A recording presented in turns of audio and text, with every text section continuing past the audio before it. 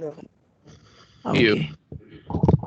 But the idea is to have a podcast series that interviews NGIC's leaders on specifically your experience with leadership. So we won't be spending too much time talking about specific policy issues. We'll be talking more about your personal experience and advice future leaders. And I don't know how much time you've set aside for this. The recordings I've done previously have run about 45 to 55 minutes. Is that okay? Yes, okay. That's fine. Okay. You're recording video or just sound? So I'm recording video and sound. Okay. The plan is for the output to be just audio. Okay. But I'm recording video in case Rafshan wants to use it for promotional material or something like that. Okay. Okay. Okay. So, President Gurib-Fakim, am I pronouncing your name correctly? That's fine. Thank you, David. Okay. Thank you so much for being here today.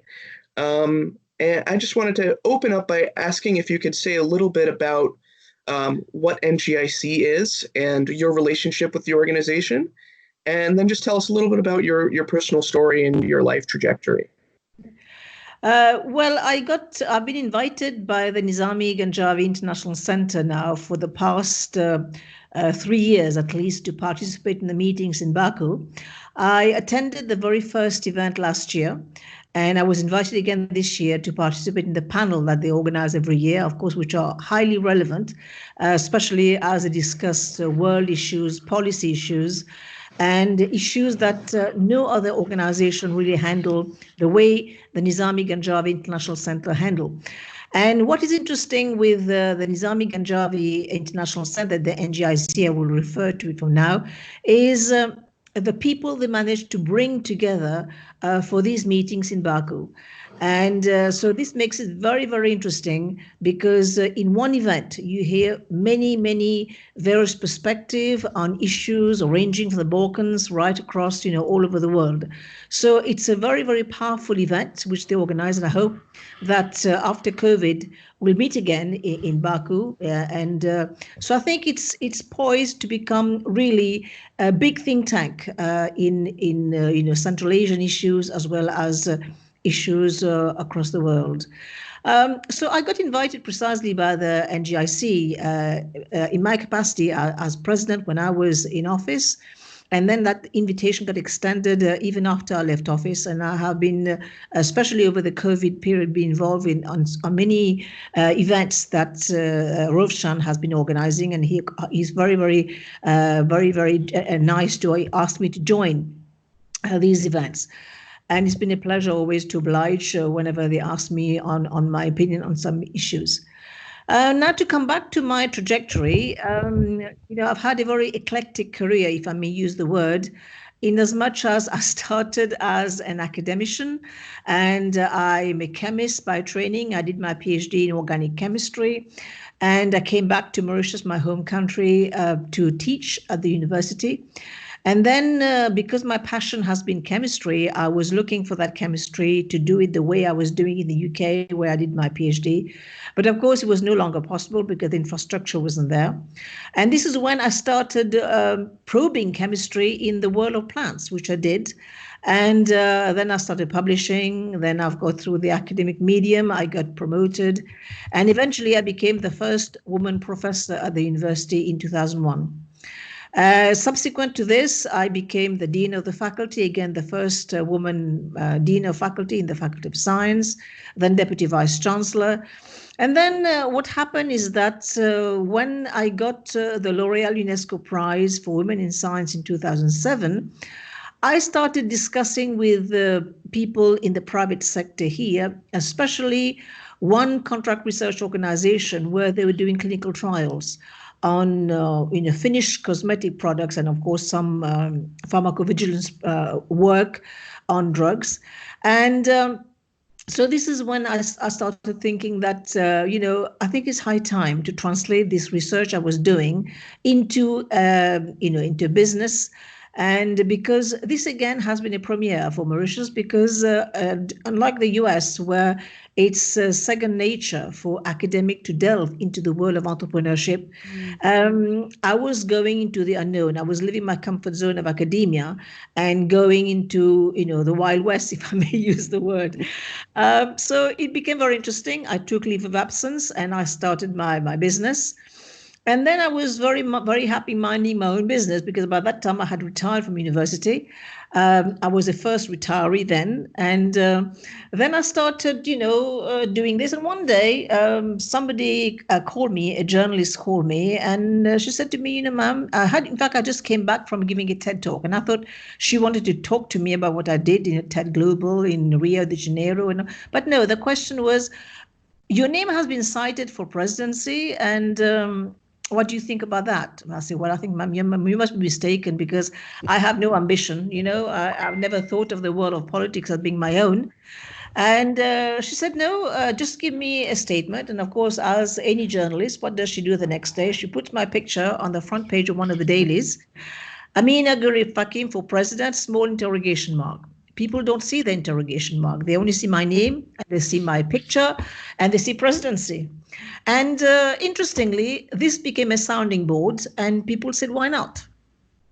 So whatever was negative when I was operating my previous lives of entrepreneur, of academic, being a woman in science, and being a Muslim woman as well, all of a sudden become positive in the world of politics. So I said to myself, I've retired from academia. I have nothing to lose. So why not? So I threw my hat, of course, with all, the risk that I took, because Mauritius is a very small place. So whenever you are with the wrong party, you know what can happen to you in the future. So I said, I'll try it, because I have nothing to lose. I'm a retiree anyway, and I'm in the private sector. So this gives me complete freedom, at least to some extent, to run. So I did. And guess what? We were in a match of David against Goliath, because on the other side, there were two big parties in coalition. And on my side, there were three, very small parties together. And they had proposed a woman president. I thought, well, we're doomed. But anyway, I'll try. Lo and behold, on the day of election, I was watching in my office, of course, the outcome. And by 6 p.m, I said to myself, oh, my God, I'm going to be president. So Wow. That's remarkable. So this was my journey into politics. Yeah. And so I was sworn in as the first woman president of my country in 2015. And then I left office in 2018. So by that time, I had made history by becoming the first woman president in Mauritius, and I made history on the African continent by becoming the first Muslim woman on the continent. So wow. I'm one of the 5. Wow, that's remarkable. Thank you. Well, it's interesting. It's certainly in the American system with which I'm most familiar. It's common for politicians seeking office to sort of create this rhetorical spin to the tune of, well, I never wanted to do this, but the people have called me to serve them. And you hear this from people running for Congress all across the country, and it's almost never the case. But it sounds like it really was the case in your story. It sort of just came out of the blue. So it's fascinating. It's also very interesting, Dave, because in my country, people get elected president by parliament. And it's the first time in our history where the name of the president was flagged in the campaign. So I could be a bit arrogant to say that I was elected, contrary to what people say, because I was the chosen one even before they won the campaign. So, and of course, by the time the vote came at the parliament, I made unanimity, because I was voted by the opposition and the ruling party as well. So that again was quite something. That's remarkable. If we could just take a step back a little bit, yes. Can you tell us a little bit about what your transition was like from Mauritius to the UK when you moved there for university? Did it feel different? Was it very different, or did it feel kind of natural and smooth? Not at all. It was a different world. It was as if I was an alien there. I reached the UK in the fall of 1979. So you can imagine a village girl who had absolutely no idea. I've never traveled before. I took the plane with my father. He came with me and landed in the UK. It was raining, it was pouring. So there was different language, different food, different clothes, different weather, different everything. So I was like an alien out there. And the place felt very, very strange. And also, there was no communication. There was no phone. In my village, there was hardly any phone at the time. So I was relying all the time on these letters, which we used to exchange with my family every 2 weeks. So it was like a ritual going to visit. Of course, there was no internet. So we used to go to the letterbox and see whether the letter has arrived. But it was again what prepared me for that world was the fact that I went to a convent school. I went to a Catholic school, even though I was Muslim. I went to a Catholic school, and I will say this, that the village I grew up in, was the microcosm of the world. And my father, being a Muslim, sent me to a Catholic school, and scholastically it was the best. And in the time we used to have what we call moral classes. And these nuns, they were telling me all the time, whenever you feel the blues when you are overseas, because I was talking to them that I was going to study, she says, whenever you are feeling the blues, just write it down, but never post to your parents. And this is what I did. I wrote it down, and I didn't say I was feeling lonely. The studies were hard, and I had no friends because I couldn't relate to them. I was not English. But Sure. this is what I did. So this is what kept me going. So this was, I was building my reserve at the time, reserve of strength, of resilience that would serve me much later in my life as well. And both sort of during your time in office and previously, as well as after, you have really taken your ambassadorial role for Mauritius quite seriously. And I Yes. wonder if you can talk a little bit about, both in your official position but also outside of it, what you do to make the voice of a relatively small country ring loudly on the world stage, and what that means to you. Well, as I've said again, time and time again in all my interviews, it has been a great privilege to serve my country. And I came into this world without any political baggage at all. And I came in, as I said, as an entrepreneur, as a scientist, as a woman.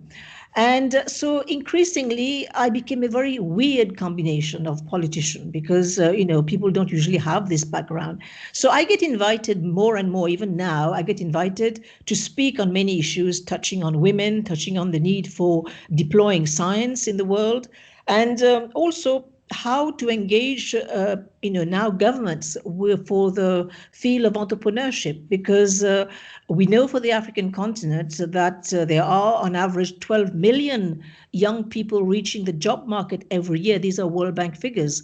So how do you create jobs for this number of people? So how do you leverage in this notion that youth have to take risk? So I deploy my own experience of risk taking, of course, calculated risk, be it. But nonetheless, this is something that we need to address all the time. So it gives me great pleasure to address these fora, be it on women in science, science entrepreneurship, the need for entrepreneurship, speak about policy issues, climate change. And because I work on biodiversity, so I get called to speak on biodiversity issues as well. So I can speak on a range of various issues precisely because of my very weird background as a politician. So it gives me great pleasure to do that. So I really enjoy it. You mentioned a couple of times, both as a young woman, what it was like as a Muslim woman in a Christian school, and then you mentioned what it meant to you to be one of, I think you said, the first Muslim woman elected head of state in Africa. Yes. Can you talk a little bit more about the role that your faith has played in your life, either the faith specifically or the tradition in which you were raised? I must say, my father is a practicing Muslim.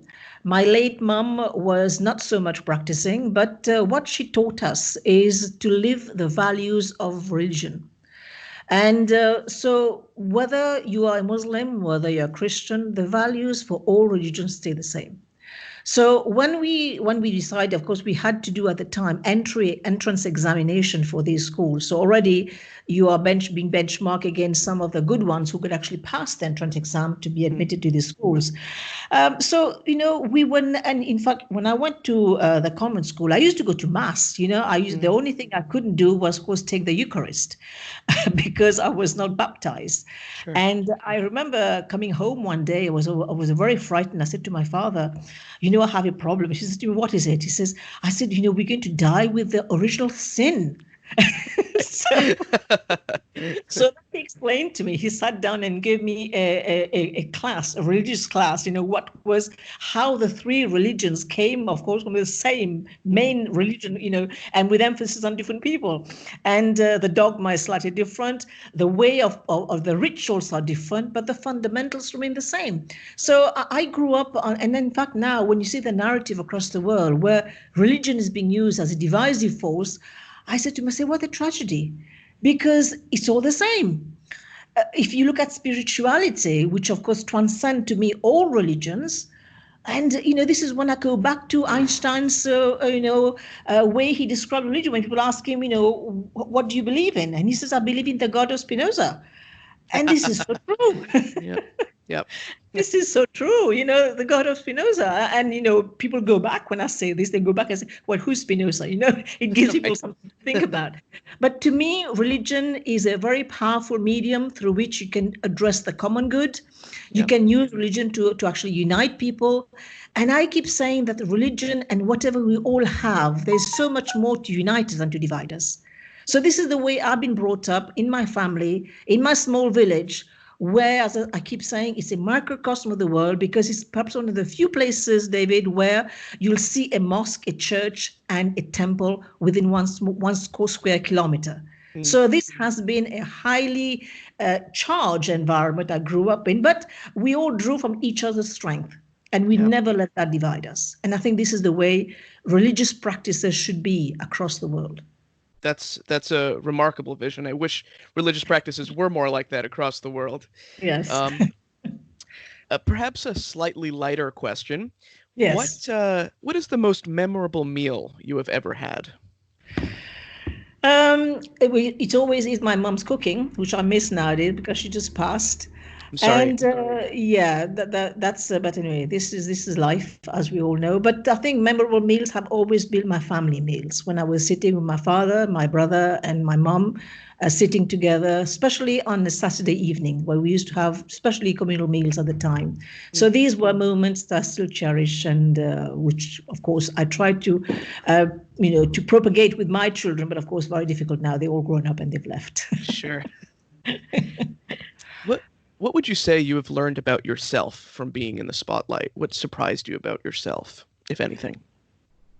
What surprised me is the way I think I have coped with media attention.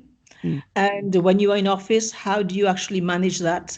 And many people actually get a lot of, some go even depressive when things are written negatively against them. But what you can draw from your own strength. And this is what I think, again, what I said to the way I was brought up, the education I received from a young child, it tells you to believe in yourself, to believe in, listen to your heart all the time. And, just keep on. If you believe you have certain objectives in life, certain vision, just do it. And this is what I've done all my life. Okay. Now, I'd like to transition to the second part of the interview, which has more to do with concrete lessons that you may have to share with future leaders. And I want to start with, you're one of the first African women to have made it as head of state. Is there anything specific you would say to encourage young women to develop their leadership skills without being clouded by the stereotype that exists around the world, that politics is really kind of a man's game?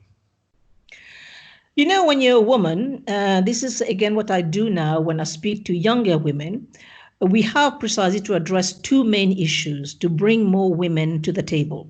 You have to address the stereotype, and you have to address the structure. And this is something that we don't talk enough about. And this is what I think, if you analyze in depth, you'll find that these are the two issues that tend to pull women back. So how do we actually bring more women to the table? I think one fundamental thing that we have to address is the issue of women's solidarity. Unfortunately, I have to quote Madeleine Albright here when she said in her book, there is a special place in hell for those women who don't help women. Right? So this is something that we have to address, is not the stereotype, is the structure, how women should be helping women. And also how to increase women going through the pipe. Because when we talk about women issues, we talk about the leaky pipe syndrome. Now, leaky pipe syndrome, there's so many women being lost in the way before they reach the other side of the pipe. So how do you push more women into the pipe so that even if we lose some, there'll still be plenty more coming out?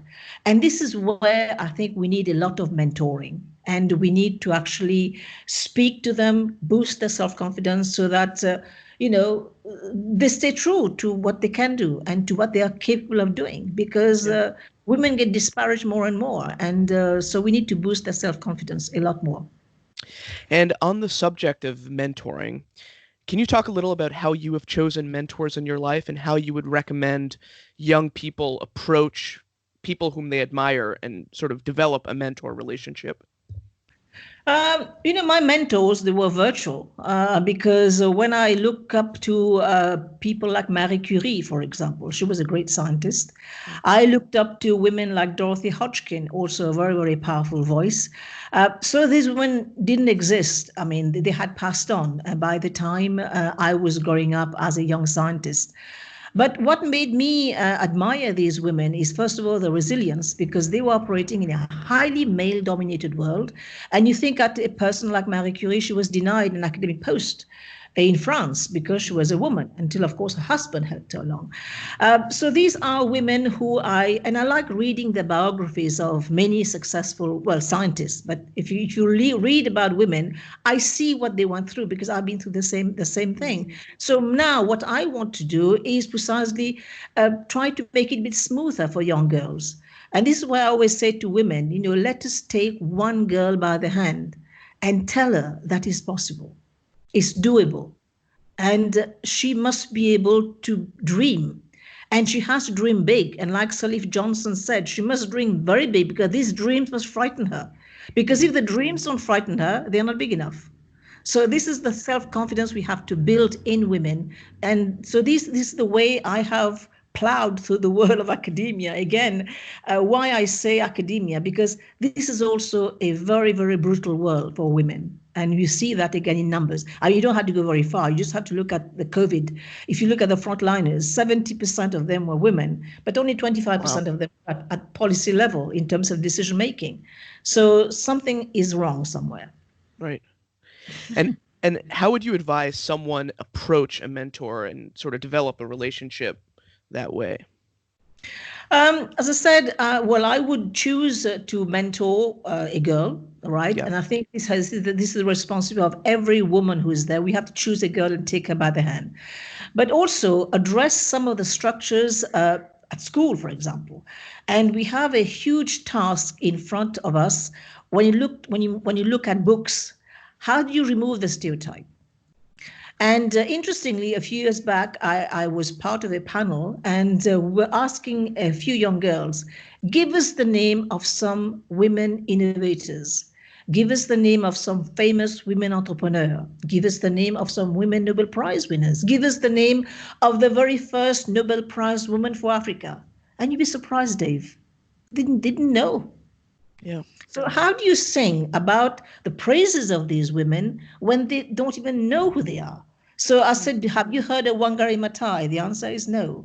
Have you heard of Dame Anita Roddick? No. So this is where we have to address is the stereotypes in the books. Then you have to look at the structures and the narrative we bring to girls, because I was, discouraged from going the science at a very young age. I was told that science is for boys. So how do you change this narrative? So again, this is something that we need to, there is a huge task ahead of us.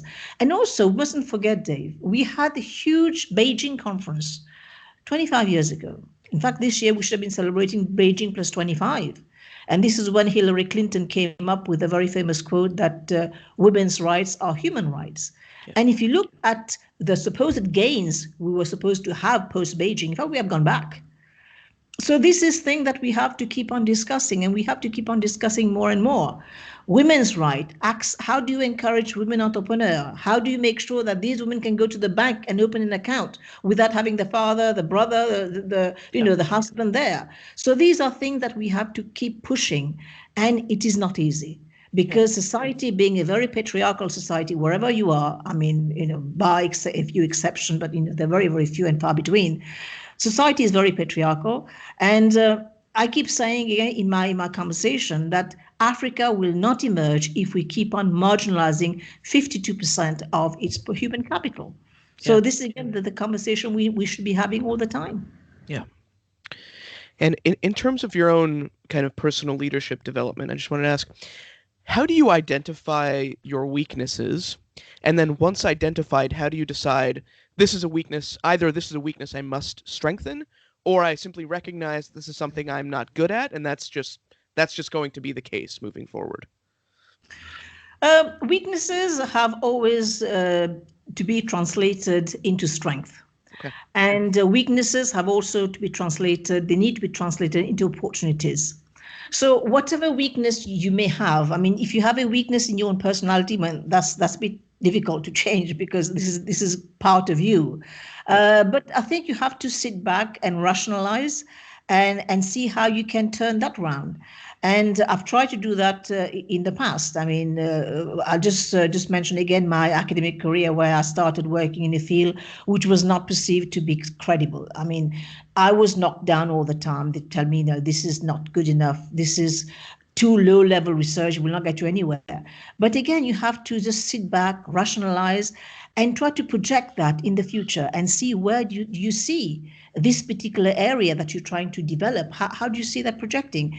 And once you do that, and once you find yourself projecting yourself in the future based on what you have, what is being perceived to be negative, I think you just have to keep on believing yourself into what you can do. That's fantastic. And in terms of your personal kind of self-care, for lack of a better term, what do you do when things are feeling tough, when things just aren't going quite right? Where do you turn for counsel or for advice or to calm yourself? Kind of, what is that process like for you?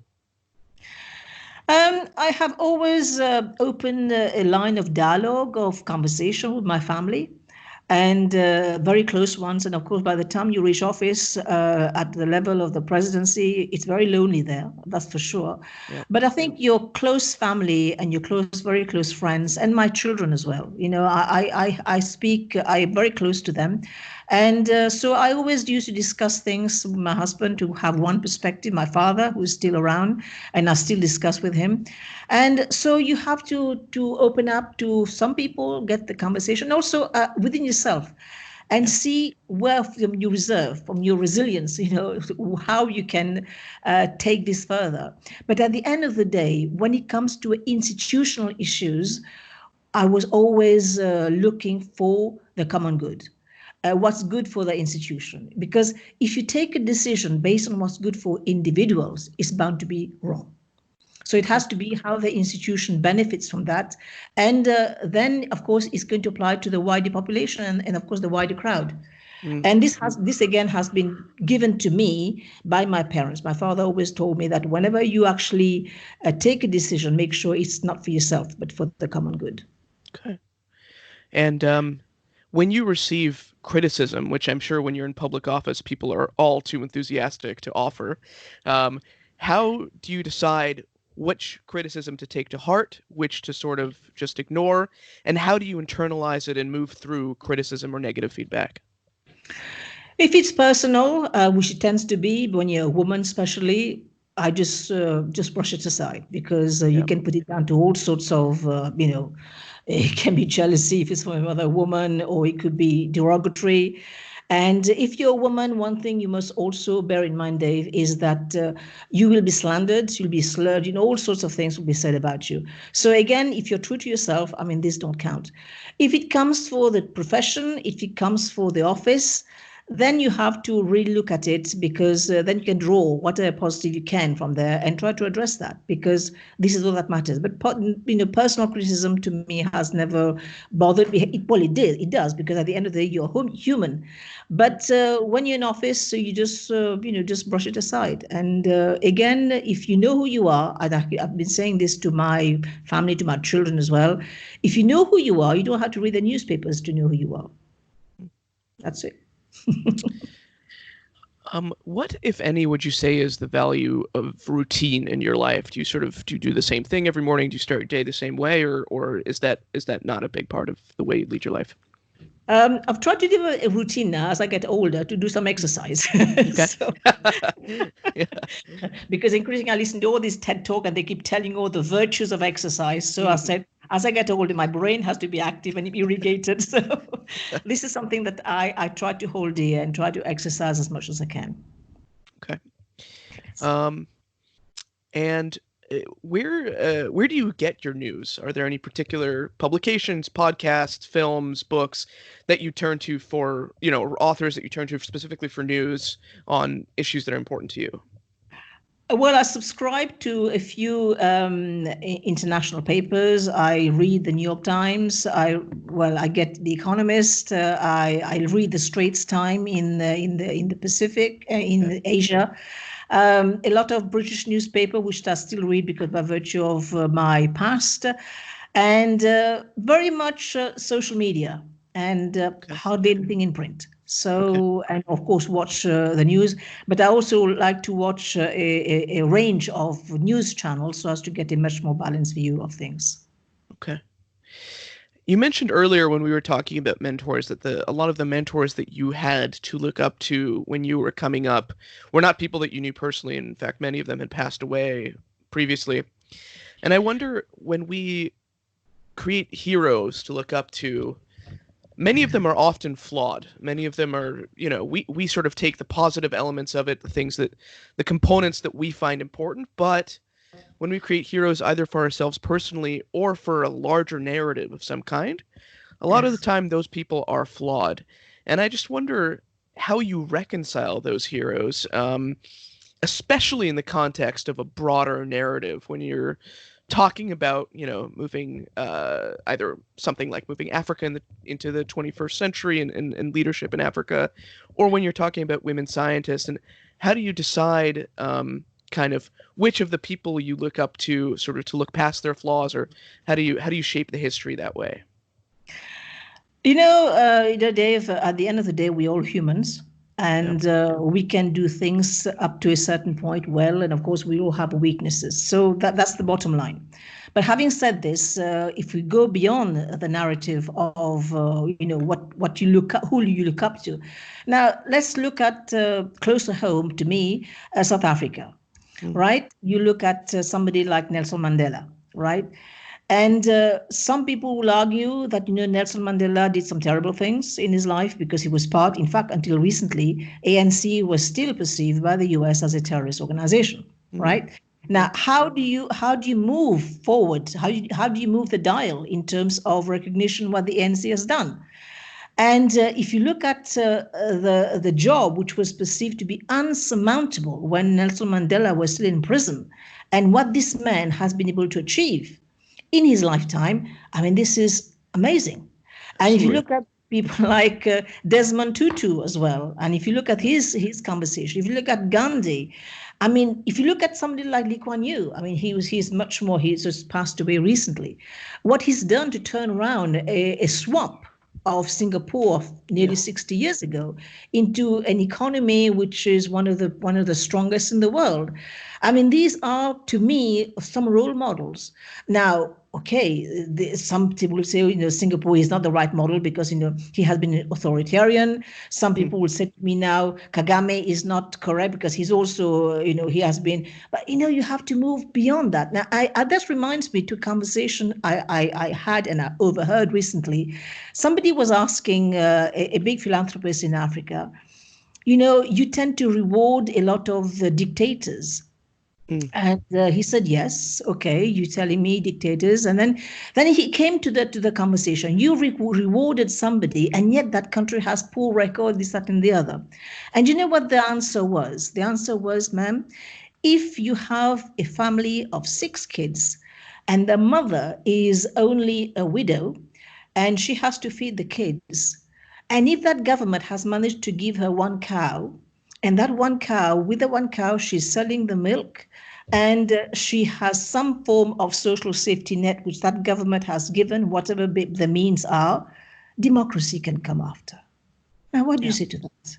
So this is the kind of thing that, you have to measure up.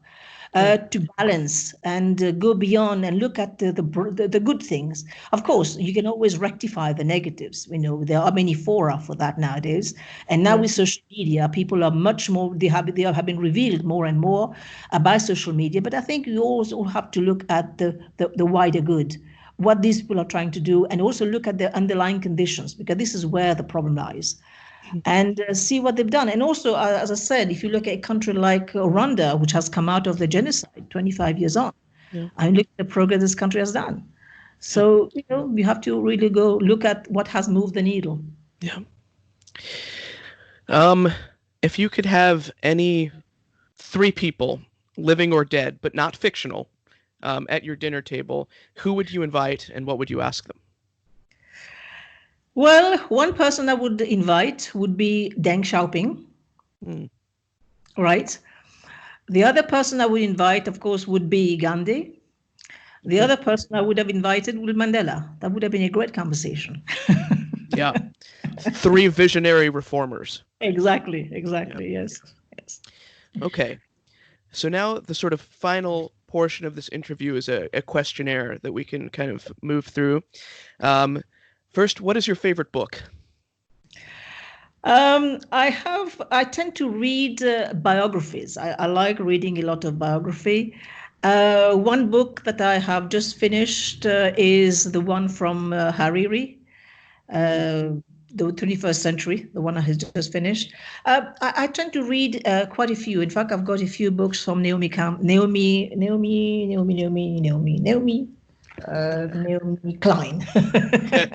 I was thinking of Naomi Campbell for a project. Naomi Klein. And the one that she has just written, of course, No is not the answer. No is not enough. And so these are, and I do, in fact, I'm reading now the book from Raghuram Rajan as well, The Third Pillar. So that gives you a different perspective on, the way things are seen through the eyes of other people. Okay. What is your favorite film? There were quite a few, and the one I really enjoyed is, of course, the life of Edith Piaf. And the way that actress actually went to the skin of that the singer was just amazing. It was one of the rare films I watched back to back on the same flight. So it was so good. Yeah, it was very, very good. Yeah. Do you have a favorite work of art or piece of music? Piece of music, I tend to listen to a wide range of music, and because of my the fact that I can understand Hindi, I listen to a very famous Sufi singer who is Nusrat Fateh Ali Khan. Then I like a lot of the blues, and I also like people like Tracy Chapman and all these. So there's so many talents out there, and you can really enjoy the talent. What quality do you appreciate most in your friends? Honesty. Sincerity. Who are your favorite fictional heroes? A fictional hero? Can I be modern and say Wakanda? Okay, so the Black Panther, your favorite fictional hero. Yes. Okay. What profession, other than the ones you have attempted, would you like to attempt, or would you like to have attempted?